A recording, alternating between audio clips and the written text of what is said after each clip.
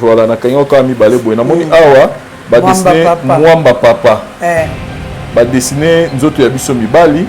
Mwamba papa c'est-à-dire Mwamba papa ezali aphrodisiaque. Les produits aphrodisiaques mais naturels. Les mwamba penza otobiaka na mapa na kaka mwamba pena mais encore pe babenga mwamba te ope mwamba talango ye pena mwamba OK mwamba pena wo OK yaza pe mwamba yaza opakola te yaza olia ozwi cuillère moko à soupe olie 30 minutes avant activité, les gens ont ça échauffement, changer varese et au côté la terre. Il y a ça musala. Tant au côté Cristiano, Lionel Messi n'a Paris Saint-Germain. En tout cas, Madame Akangi la défense, Lyon attaque. Donc Mwamba. La voix du peuple, oh la voix du peuple, oh c'est bien oh. Vincent Chilouizi, étoile de la presse.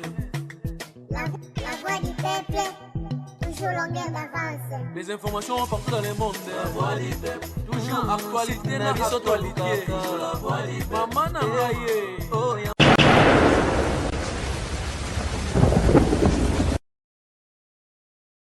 Salut, bienvenue chers amis téléspectateurs dans l'émission Nabuno Répond-moi Docteur, une émission où Théa Rakara Kolobe la Mambetali, Bokolo Mono, Banzoto Babiso. Nous savons que nous tous savons que la santé est la priorité des priorités. Tu peux avoir beaucoup d'argent, tu peux avoir tout ce que vous voulez, mais ceux qui étaient à santé les ont mal monté, jouer totalement na bien fait mieux sauter, disant ma prescription na katikati ya bon moi na kati ya mokilio.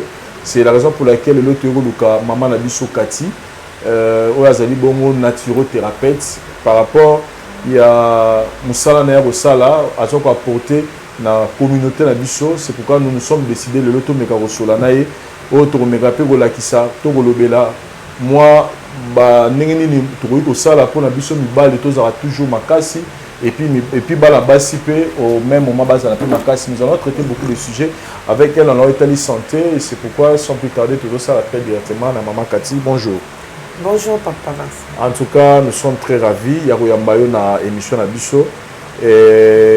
Boni likanisi ya mutu ya ozwa ya kosunga bandeko na biso baza na mwa bokolo mwa babenga oni na lingala bokono banzoto voilà. Oui, santé par la grâce de Dieu tout va bien. Et musala penza bazo sula izo le kamalamu ezali nazaraki initié par mes tantes. Parce que tant que bango babandaka kosala bakisi nga nazalaki lokola assistante na bango et soki bango bakeba vivre na bango nga natikali bato baoya kozwa bakisi batante bakoexplike nga papa na maladi na eza boye amela oyo na ntongo amela oyo na pokwa ntango aomela yango amela masanga te ntango aomela yango amela kisi ya pharmacie te nakoli nango etu ntango sikoyo nakoli nakoma oyoka sikoyo soni tala bon yo jeune fille bakisa bokoko ezalaki kokadre te d'après nga natikaki na nga na bandaki kosala juste kaka mpona bato bayebi nga entourage na nga mais bato libanda na banda osala te et il s'est arrivé que na 2015 mosala na nga ebebi place nazalaki quelque part et nalobi en attendant nasala nano oyo nazo maîtriser parce que nalukaki mosala vraiment pendant longtemps nazalaki ozwa te nde nalobi nasala nano boye ntango nakozwa mosala ebongo na kati mais depuis nakota na 2015 passion eye et puis na koteli yango siko classe yango nde esali que gamme na nga et s'élargir et naza na ba précision sur ce que j'ai fait par rapport à la formation na quelque part dans on a hérité qui est pas battante nanga et puis na ba recherche personnelle de ça que na maîtriser les lots na commis na moi brevet nanga oyo et permettre nga na comme en mesure ya soigner bandeko pour quelques maladies. Est-ce que tu as quelques maladies ou yo soigner na kati cabinet na? Oui, na cabinet nanga naza en mesure ya soigner bandeko baza na problème ya na cité no ba problème au général tout le temps bandeko baza na problème ya hémorroïde interne tout comme externe. Bandeko baza na ba problème ya ba infection. Bandeko baza na problème ya prostate. Bandeko mibali to basi o baza na problème ya kobota. Oyo chez les hommes ezali oligospermie, azoospermie. Chez les femmes peut-être eza trompe, eza bouché, matrice ekoma malili, règle katana, ba ovaire eza mike et naza en mesure ya kosunga bango. En dehors de ça, bandeko baza na problème ya suki. Ngai moko zomona nga nazanga muta suki te. Nazaki pe na suki te de surcroît et ko bakisa ba mabandi, ba plante, ba nini. Na koma ki vraiment ami ya perruque qui tambala to casquette. Mais lelo je suis fière ya ko kanga lelo suki parce que na koma ki na formule nga ya repousse cheveux ou esali que nazali suna mabandi te. Bon Jésus Valère et en dehors de ça, bandeko baza na problème ya mauvaise haleine. Monoko ezala solo, papa aza moins réticent pour appeler ça obise. Maman kutalinga ma solo wa bise te parce que monoko eza solo naza na yango et puis bandeko baza kana sensibilité dentaire. O eza ozo brosser maquiller zo bima et okokaka colia d'un côté te comme fragile et tout et naza na dentifort o eza ko aider pour na ko mettre fin à la sensation ana puis bandeko bazalaka akokaka libende to moni place basière bazali makele ya bato so akokango to mo kangi mato oui azana problème ya émail et kisi wana ils ont renforcé émail en dehors de ça bandeko bazana problème ya vision floue et puis ma miso bimaka sans pour autant lela ils ont bima mai bandeko baza na problème ya lumière akokota la projecteur te lumière ya téléphone akokaraté mwinda se bopelisi ezosala ye miso pasi na sungaka yango ndeko azosouffrir na problème ya tension oculaire oyo tobengi glaucome nazosunga bandeko grâce à baproduit wana et bandeko bazosouffrir na rhumatisme, hernie discale, nerf sciatique et ba produit pe ezali pour la kosunga bango. Je crois peut-être na bandeko baza un problème ya nduta oyo ya produit te ya chocoté nduta oyo naturel parce que ye munene parce que ozwa kizemi libumo bebi na mukosa na banduta oui wana pe na salaka. Je crois qu'en grande ligne ça. Mais na oyo tali po ozawa plus na nduta mais bato baza ba problème ba tampon ba parola ba produit simbité wana ozana solution. Te wana na za solution. Ça prouve vraiment que vous avez vrai pour tout sûrement na te wana pe boya rara na make up kozwa. Parmi un pays, il y a problème, il y a un bon côté barabasi.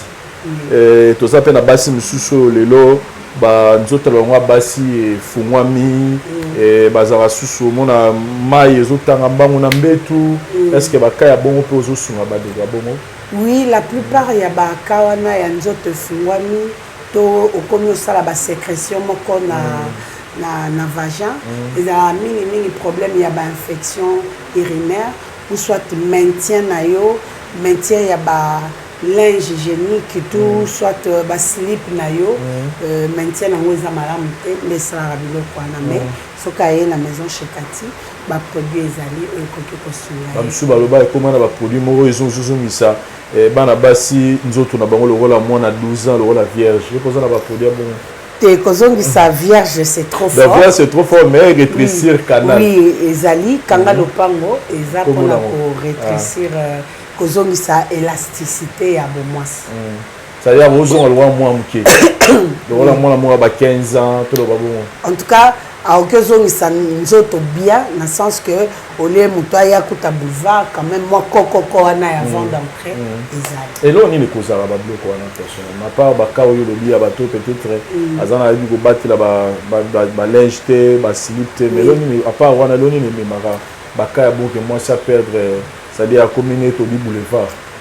Et loko ememaka yango eza mingi bibaka baka. Moni biso ba basi to la koloka te eloko esalaka boye eloko ezongisaka boye kobaka en soi eza mabete mais il faut yeba obaka nini pona nini biso tozaka ya bagna baka kiango esalenga bien oyebi ko to niveau bien ngo esalaki te yopozuka eloko ya kende kobakela oyebi te ozuka kobaka mingi esengaka to baka na sima ce qu'on bâtit un bon produit na ciment, ça va agir par devant. Et kobaka liboso pour moi si ils a vraiment mingi mabé parce que et même akaba problème il y a cancer. To comment ba problème ba cancer d'utérus, muto vandi o regretter même akile bignon na c'est beau. Ba biloko ana likolo bitiatia. Et puis eloko ngo tie, uskoli yango bien te, o stériliser yango te, ozu otie. Deuxièmement, eloko fungola kanjoto ba basi liboso ezali ba curettage. Ba curettage ba mabende wana basale la kabiso si c'est mal stérilisé et kotikela yo ba infection et infection na lobby ou comme il y a un problème maï comme kobima liboso ou perdre l'élasticité ou comme il y a difficulté à kobota plus tard il y a un pays autre chose ezali hémorroïde bato mingi bakanisaka hémorroïde ezaka rapport na bana mibali non na basi na mibali babelaka hémorroïde donc l'opposaki question côté à bomwasi to bandana no côté à mwasi hémorroïde esalaka nini na nzoto ya mwana mwasi hémorroïde tout d'abord et pas à mwasi ezosilisa yo élasticité vaginale okomi polele. Deuxièmement et comment ça la ba sécrétion ya mai moko ya solo mai moko ya bien te le quoi nettement chocolat ils appellent masuba te mais ils ont sécrété na se et puis ils ont ça la solo. Troisièmement hémorroïde eza ko sala yo ba paix vaginale moni sokoza en rapport na mobali soko mekika à chaque fois vous changer position vous sala ba fuite d'air au kapia ba son pende ya makasi eza hémorroïde. Hémorroïde pas moi c'est ya kana ballonnement les to vandi bozo kapia libumanga nesa bozo ka ba ballonnement bozo sentir étouffement au lieu na noter mais ozo koza ya kotonda oyoki nzala so olieka amuke otondi. Hémorroïde yaka na déséquilibre ozo kaneti nzoto makolezo kokomema nzoto te trajet muke ka olembi olembi trajet muke olembi ozo ka makolo na plante de pieds ozo bimisa chaleur ozo ka chaleur a na mukongo et puis ozo ka passe et en dehors de ça et pesi yo dégoût sexuel mobali akoki osimba yo akoki koexcité mais frigidité ozo kapenza plaisir te donc hémorroïde pas ba basi et même biloko wana et tant au sentir ba biloko wana kozela te au présenter ba symptômes nyonso o natangi un ou deux suffisent pour na kosala alarme que problème est quelque part au soigné. C'est quand oyo oza ko négliger c'est là que et comme raconter un sexe fungwami au tchabo ezosimba te ça boisimba te donc les symptômes ya hémorroïde. C'est sur l'avenue Ikelemba numéro A9 na commune ya Kalamu quartier Matungé ndesika pe boya retrouver bureau ya Mama Kati avec une gamme de produits oyo eza ko apporter bino bien-être na ba maladie belé là nous essayons un peu de parler de l'hémorroïde. Mama Kati ikambo yango hémorroïde na komono ndire et comme moi makasi sur la zone il moi elenge muke ezaki pena makasi tenenge de le commis on en parle très comme ça bana mibale hémorroïde bana basi hémorroïde c'est dit à quoi peut-être pour la mibale alimentation mode de vie ou comment yo na moni hématisi sisu ikambo hémorroïde donc ba kisi ezo ebele ba néroser la biso ba kisi monire ezo ça va ba kisi moko momentané sous malade de mon comment. Oui, la plupart des cas to bandai comment na hémorroïde pas mikolo papa na biso aobele hémorroïde mais c'est quoi comme cas ya ba jeune pourquoi premièrement ezali mauvaise alimentation ezanini ozolia biloko eza sec oliaka légumes te omelaka mai difficilement oliaka ba fruits te et biloko wana esalaka que ozala na problème ya hémorroïde et puis pas bala mibali hémorroïde ezoya mingi mpona nini bimela moni soko ozwika maintien nzoto no babiloko wana okenda soma na coin pesa tindika buka asala boye ozala raison na moto d'abord yo mwana mobali avant osala rapport sexuel moni bouteille ya mai ya 500 ml melango mobimba clairo ntango osali rapport sexuel na osilisi kende kosuba parce que ntango oza koéjacule ba sperme to ba gel wana ebimaka nyonso te mosusu etikala alors façon oyo ekofacilité yango ebima eza kosuba ntango osuba ebimisi mai wana nyonso. Au fur et à mesure ozo sala rapport sexuel ozo subaté eza lokola terrasse o bazo curer te basalité zo vanda mabele mabanga basachet et à la longue temps mai roya et olekana te yango zo mona tenga nazalaka kubeta 3 sacs ya ciment mais siko na komaka so na beti sac moko esili na okoka soute parce que tio na yo eza bouché et memeli yo faiblesse na mukongo. Vous avez l'habitude ya koliaka légumes ata batumbeli yo ngando mais légumes na yo ezala pembeni. Ce que vous avez légumes, ils ont facilité la digestion, ils ont renforcé le système immunitaire. Ce que vous avez la maille, ils ont fait énergie naturelle. Vous en avez besoin, vous avez énergie. Je ne veux pas citer les noms. De quoi il s'agit. Maï, ça te donne l'énergie. Parce que maï, ils ont qui sur l'équipe qui signent sur Torokyo Mela. Mai wana ezo sukola o masuba ezo sukola o ba veine ezo lamusa esukola na misu okeoka mutu pasi melaka ka mai kendela la tango lamuka ezo ni normal parce que mai eza na biloko nyonso ezo senga na nzoto na yo. OK. Alors ce qui te kotala quelque part les sous eza problème il y a manque et repos ozo sala musala toute la journée. Tant ozonga opemite okotina oyo ozola la mukie nzoto nao eza na besoin un sommeil ya 8 heures yo zolola oye minuit olamuki 4 heures OK nzoto eza na repote et memaka hémorroïde nzoto eza na respect ya koliate et memaka hémorroïde parce que musala ozosala soko vandi 12 heures du temps colonne les ozo charge ya nzoto soko telemi 12 heures du temps la même colonne ozo sala musala na bilanga colonne ozo sala musala échafaudage ils ont toujours colonne.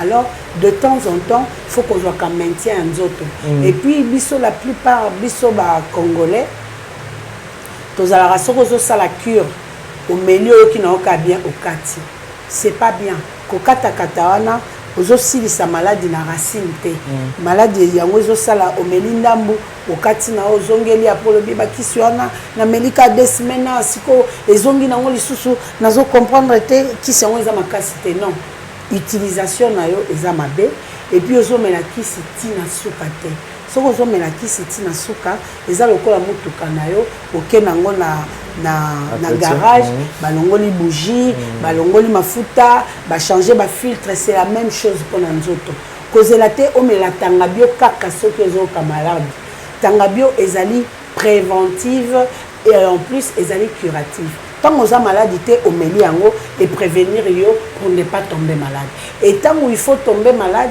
omeli yango na quantité o ezosenga na quantité on est comme médicament et traiter yo pour retrouver santé. Okay. Voilà un peu. Et question on a tout na yo lelo est-ce que ba problème tout est lié na sexe animal? Je peux citer éjaculation précoce, faiblesse sexuelle, tous as souligné un problème en éjaculation précoce, faiblesse sexuelle, réveil matinal et comme moi ça dit matin. Ba cause dans les alaka infection na hémorroïde tout les rappelle ba cause une sous provoquer pe ba problème moi. Oui, ba cause nango eza ebele. En dehors il y a infection urinaire. En dehors il y a hémorroïde et loko memaka faiblesse sexuelle et pas mibali, ils ont diabète, sucre wana et les bisaka côté sexuel. Tension et ça la même chose. Prostate et ça la même chose. Alors, la faiblesse sexuelle c'est lié à l'hémorroïde. Faiblesse sexuelle c'est lié à l'alimentation. Aujourd'hui, il y a bien été. Et comme la faiblesse sexuelle parce que nous autres les aliments ils ont cocaté. Il y a un temps où il faut ça l'exercice. Où ils ont sengayo hanche, où ils ont sengayo membre inférieur, ils ont réagi parce que tu ne manges pas bien.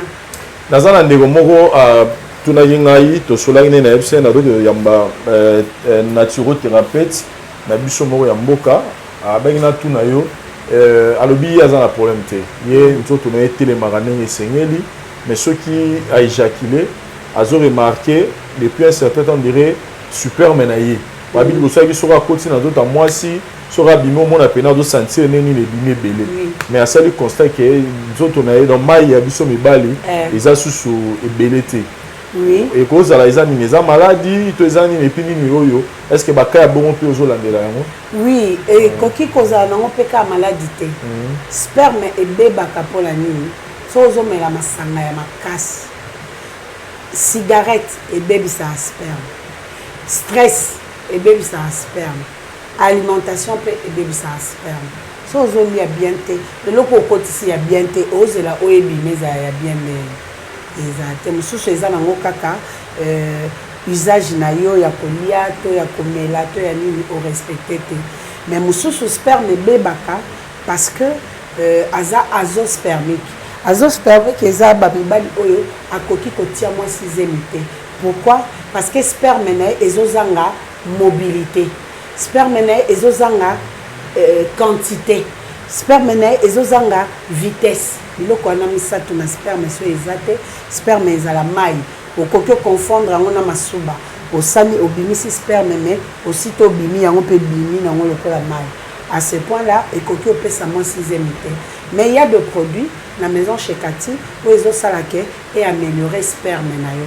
Mais la plupart il y a ba traitement nanga na senga ka mutu akendo sala examen na hôpital moderne parce que ngai na maison chez Cathy naza na ba matériaux te oyo eza qualifié pour na kosala yo ba examen et pas nanga c'est juste une consultation mais OK hôpital basali yo examen yango ezopesa ba détails et sur base de ces détails là nga na consulter yo en fonction ya biloko wana nde na opesa okisi yango na lingaka mutu avant ya asali examen ayeninga copie nanga to sali traitement et puis après azongi contrôle to comparer ce qu'on a résultat parce que comparaison anande ko sala to yeba est-ce que pourcentage to zaki nango besoin un sperme et coquille est-ce que il faut to bakisa to kiswana esimité donc pour ngana ye to yeba il faut asala ba examen na hôpital siko na bana mibali oyo bazo réclamer que ba force ici là ba vraiment au sala recours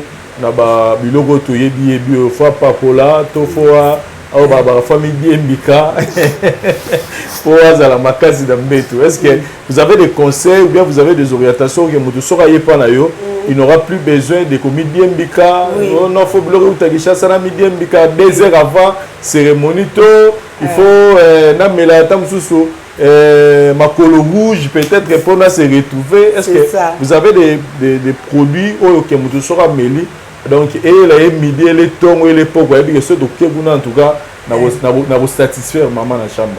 Oui, au fait nazaka kate pour na roteka naza wana peka pour na repesa conseil peut-être ça parce que na katote parce que lelo une majorité à bande na biso si je peux dire ya bana mibali je peux dire même 80% ba perdre confiance en soi. C'est-à-dire dans mon point que nous satisfaire moi si il faut pas qu'il ait le faut triquer match que naturellement boy comment ba barasun ba comment banga mwanam il y a question là ngana tout par rapport au nayamo.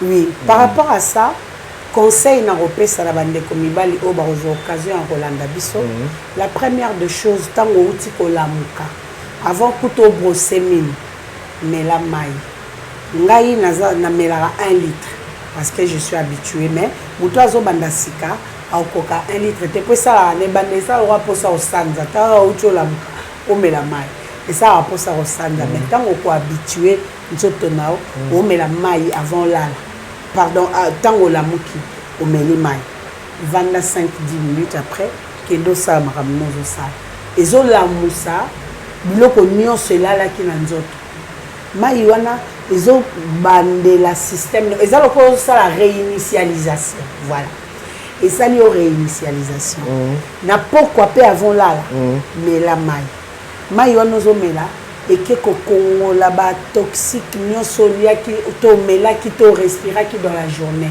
et o le kalandela ya masumba plus ozo sumba ozo dégager ba salité ya nzoto sans pour autant mais la quoi que ce soit et tant ba salité en ezobima ezo sala que nzoto na yo eza na vie eza na force naturelle. Deuxièmement boza na habitude ya kolia légumes ezali très important pour na système immunitaire na biso légumes est très important. Vous avez un système qui a fruits. La plupart des parents à Kezandu, au lieu de sommer la bana malala, au lieu de sommer la bana bitabe, aïe na ba biscuits, aïe na ba bonbons. Nanzoto nae ils ont contribué de l'autre côté. Sommer la moi na fruits. Ba fruits que tu biso to dans la saison, nion soto dans la fruits. Il y a 200, 500, 300 années. Sommer la bana ba fruits, yo moko lia fruits, laissa mobile na ba fruits, et ça ko renouveler ba cellules. Parce que plus mukazo kola, ba cellules mususu, ils ont perdre ma casse. Système immunitaire na ils ont lemba. Tant on ça biloko aneza lokola soda, akebitumba, alati antibalite. Donc il y a des bêta et des côtes.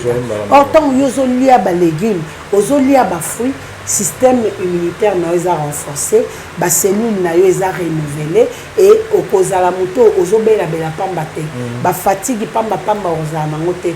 Au lalaki, au lali pendant 8 heures, vous avez passe courage à kolamukezate parce que fonctionnement en autres on maîtriser en côté on prendre soin en côté yango moni ebele ba comme na ba problème côté sexuel aza jeune mais azo kokate aza jeune mais moi c'est azo se plaindre parce que tozo négliger ba petites choses or et le konga azo sala pour naé yaka somba qui simela parce que elle fait rentrer de l'argent mais nga nazana pour na ko prodiguer ba conseil et puis ko la kisabino ba préliminaire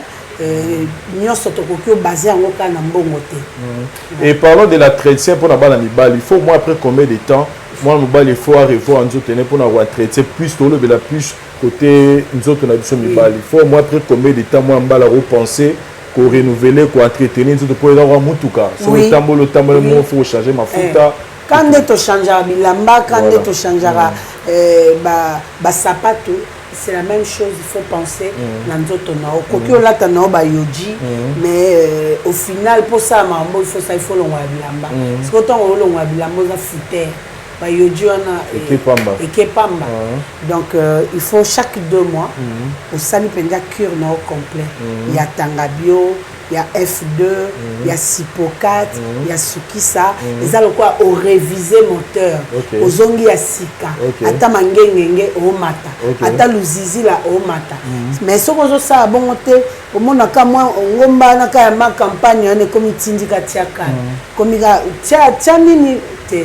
Donc, après 2 mois, ça l'a traité. Donc, on a pour ça ma couleur rouge. Non. Oh, ami ligne à sachet. Non. Au Kende Est, yo moko mundi bitumba au gagner pour zongi. Très bien.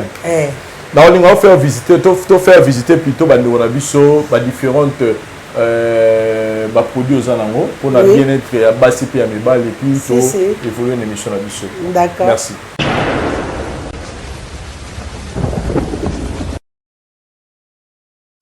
Voilà, chers amis téléspectateurs, Otoza, pour évoluer na maman Nabiso Kati. Donc, numéro de téléphone est affiché au bas de l'écran. Bandego tout, vous avez un problème na mbetu. Vous avez la moitié de la mobile parce que Batubakantsami ils ont mobile mais moi si peu il faut nzele à la bien. Yomoro tsomo qui comme na moi boulevard, to comme na avenue Seine de Yomoro déjà. Benga maman Kati na numéro to tchena seto.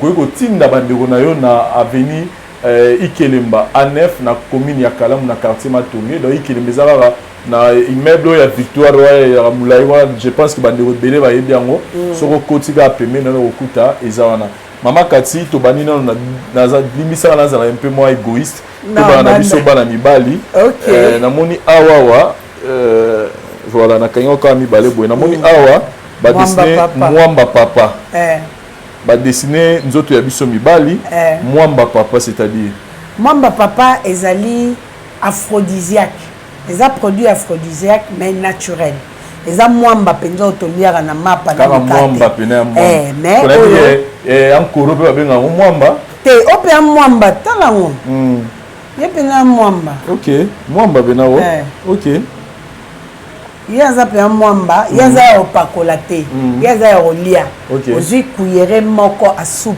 olié 30 minutes avant activité les gens ça échauffement pour changer vareuse au côté na terrain donc yenda ça musala tant au côté Cristiano Lionel fois match. Lionel Messi n'a Paris Saint-Germain.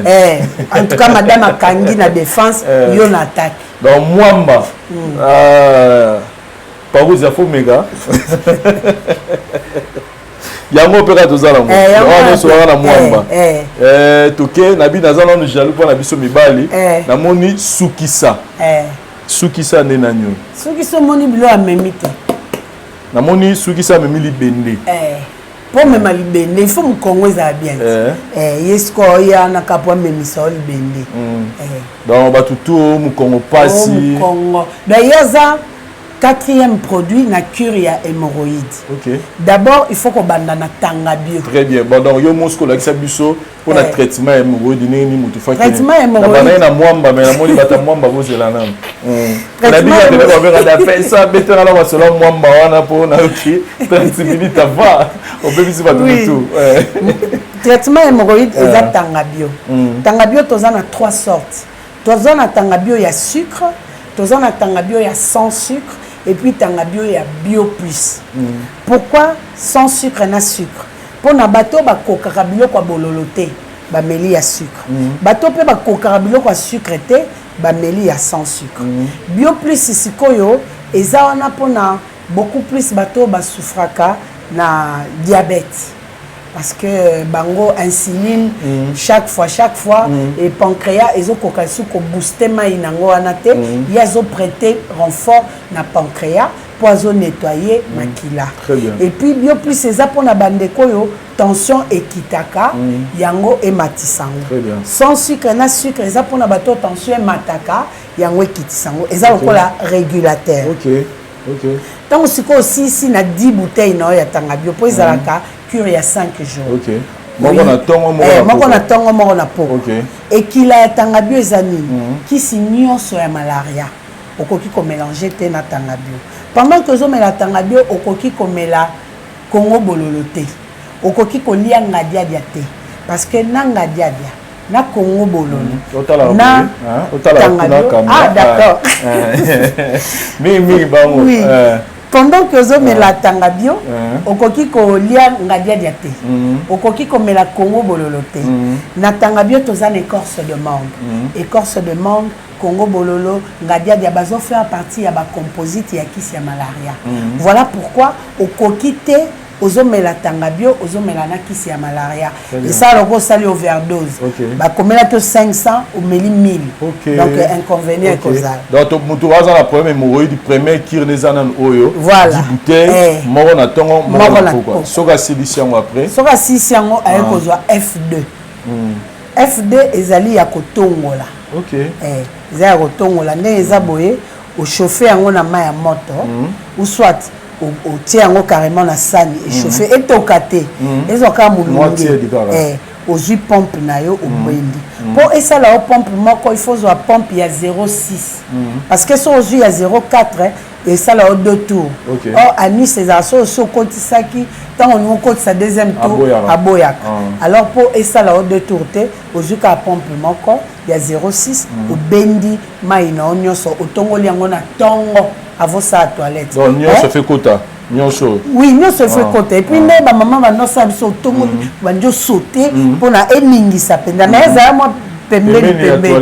Pour ça, là, moi, bah courant. OK. Tant qu'à eningi si au bon au sali toilette non. Tant on aussi ça na. Oui, on s'en va mal à moko. F2 ça va. Ils ont 2 bouteilles. Autant on y a on lelo, on les qui un jour, autant on les suppose ça peut ma casse na ndé. Très bien. Tant aussi ça wana, on ko jusqu'au sipocate. Sipocate to tchaka on a congélateur parce que ce vend di libanda et beba. OK. Sipocate c'est suppositoire. OK. Ya ko bac. Donc si tu tongo là au baki. Ozo baka moko na tongo, moko na poko. Oh chrétien. Moko na tongo moko. Pendant combien de jours? Pendant 5 jours. Pendant 5 jours. Au baka mon na tongo mon na poko. Na tongo so aussi sur sa toilette pour y pas en pression. Ko tia été avant toilette pour robima. Au sali déjà toilette après au tier pour vanda asa musana. Tanga aussi lisawana nde oesko na sukisa. OK. Sukisa nde ayeko sukisa, il y a 3 bouteilles. Ça dépend ya degré ya hémorroïde na yo. Parce que na beta non c'était côté wana omoni bino ba mibali bolinga koloba vérité te mais habité ce ko bomona ngana moi si yango zo mone ko sopa yo te ngana la magicienne te faut yebisanga nengo zo yo kaponga la pesa okisi selon maladie na yo suki ça est variaka de fois ko zo 5 de fois ko zo 3 mais traitement o esali maladie esali bambula okoki kosilisa ngo na cure ya 2 semaines te soko moni que résultat oyo bandai kozela et bimi bongo penzate ça veut dire que hémorroïde no e wumela il va falloir reprendre le sous na traitement wana ozo ba résultat meilleur mais banzoto mususu pezali malgré wumela na traitement une fois organisme ndimi yango et pesi nango bien très bien OK. Donc 5 donc on a souki ça on t'a sisi hémorroïde donc hémorroïde on a ce que aussi nani na sima pour que na simeza kaka alimentation au respecter au respecter temps repos au lieu de légumes aux omela mai aux olia ba fruits oya notin a comme sombara moi de pour la maintien kaka so on t'a sali kiri ya bongo pour la traiter avant de bandela peka sou ninga sali après 2 mois ou bien aux années non on a coûté que ça année après une semaine ya somi moi 3 bouteilles au melio kena on est à la sécurité ya tanga bio OK on est à la sécurité comme somba onka pour la maintenance ça sera toujours makasi sur quel moment on a besoin ya mwamba déjà sur ça sali kiri ya hémorroïde na nyonso moi eza na ngokaka so yo obeta pro so obeta no loko déjà nos a déjà carré vous avez déjà séance mon peut-être senga voilà il y a dans le roi ba intervention rapide OK sengi to moi effectivement les autres là sont na ndako te to ke na biso ba na batika to boy ba dérangement mama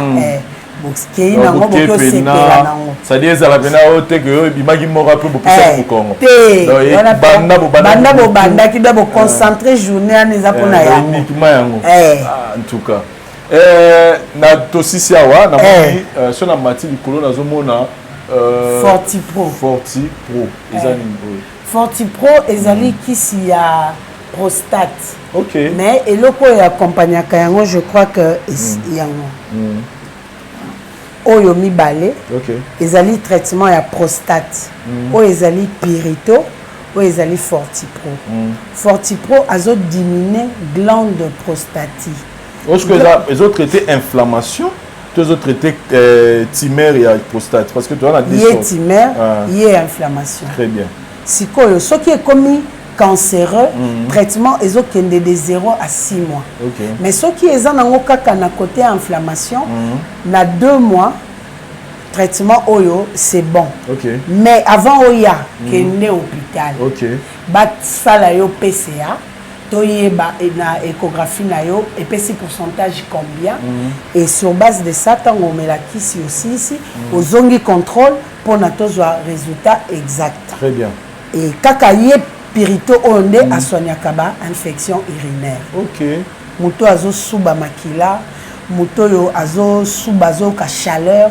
mikosa ezo sala et bimisi même bambuma autour ya sexe et masuba na coloration makasi fulu belé so suba yende muto azo résoudre ba problème OK pirito dans le azo roi piri donc voilà ça purifie ça purifie les urines pour la moitié ba rien wana ba urètre tout ça voilà soto ye awa na moni na ye non assez awa na moni oyo eza nini oyo eza estocure chez Cathy voilà oyo eza pona estomac bato bana problème estomac yango bato baza na problème estomac ozomela ye 3 cuillerées par jour cuillerée à soupe pona pourquoi cuillerée à café pour la bana tongo midi pourquoi ça pèse ça soulage et puis ils ont permettre reproduction ya voilà OK bon on a moni oza te tanga relaxant yende mama ya makambu te oyo ena bete kara te ko bete kara te sala mama minene nde aza OK omoni bato baza na diabète type D te tanga oyo soko omela ngo pourquoi eza ko sala yo purification eza kosala o désintoxication ezo réorganiser organisme na yo bato bazalaka na insensibilité corporelle osimba ye ocaresser mais ayokelo te bato bazala na problème ya mauvaise haleine bato pe bazala na problème ya estomac o eza sensible ezo supporter biloko mosusu te tanga oyo bato bazalaka na problème ya ba maladie respiratoire te tanga azo jouer rôle wana azo soulager ba asthme sinusite ba motu passe intense et puis traitement on a ebisaki oyo ya misu ekendaka de pair angana voir clair bango mibale oyo bazo résoudre problème ya misu mais en dehors de ça il y a na ba option na mususu asala ka sukola barin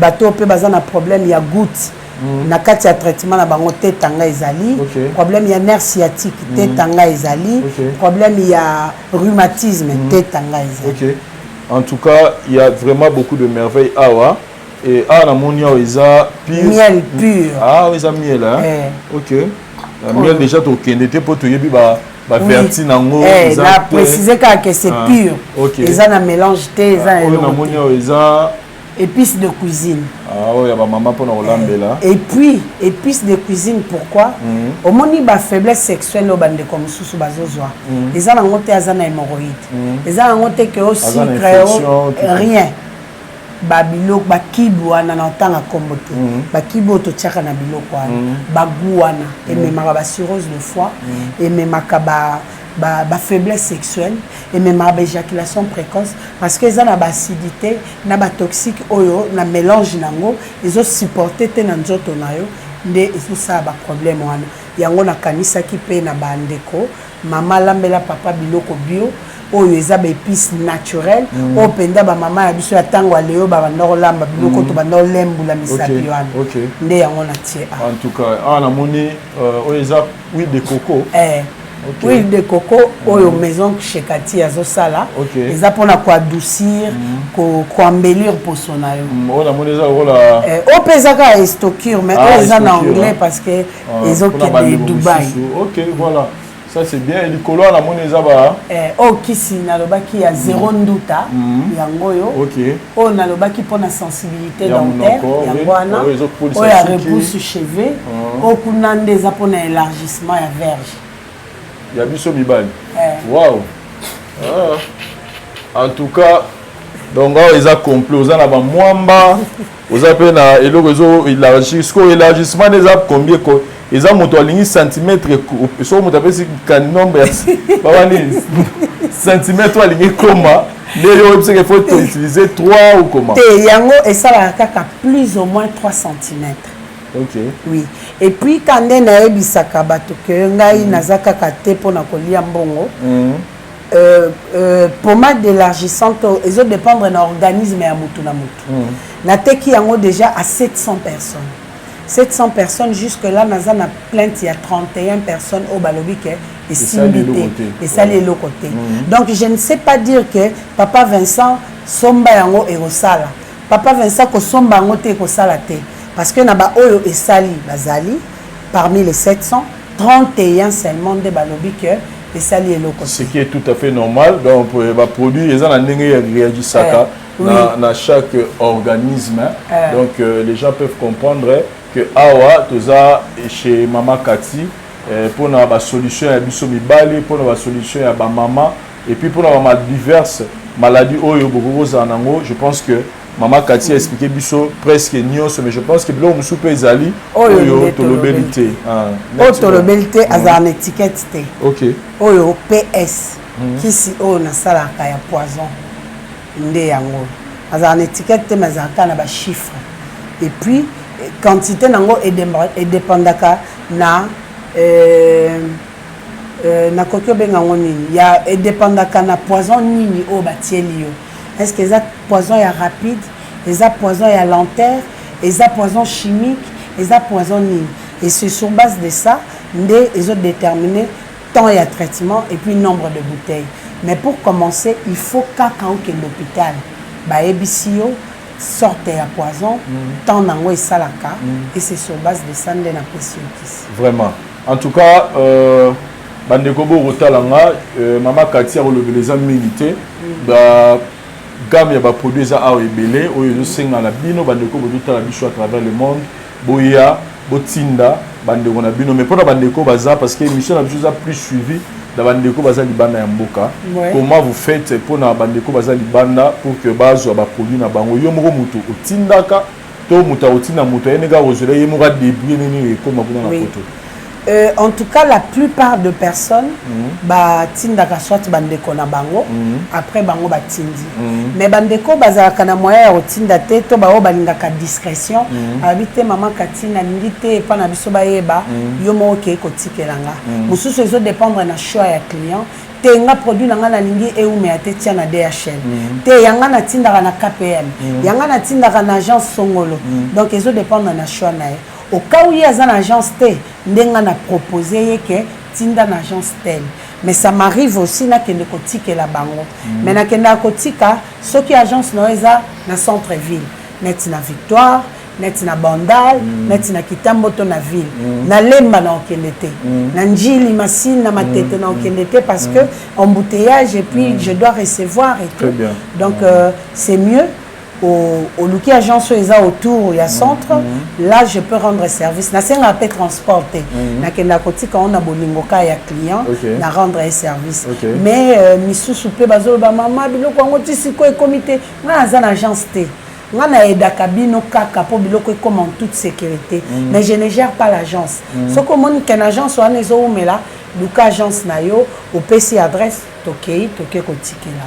Il y a aussi un problème, et ça bandeko mingi oyo baya peut-être liboso na yo ko ya représenter biso pe ba différentes vertières et ba plante baza ko aider batu babika mais le kamusu comme ka mutuya ora boye et pour mutu ala nda kirika ko temo mo $1,000 $800 $500 est-ce que yango peut to okuta pa na on etali ba prix. Non, par rapport à prix, ils ont dépendre de la maladie. Soit bah déterminer aux maladies ni bazar en hôtel. Ils ont dépendre de la maladie. Et puis, aux a conscient que na Kishasa awa banzete za lisute.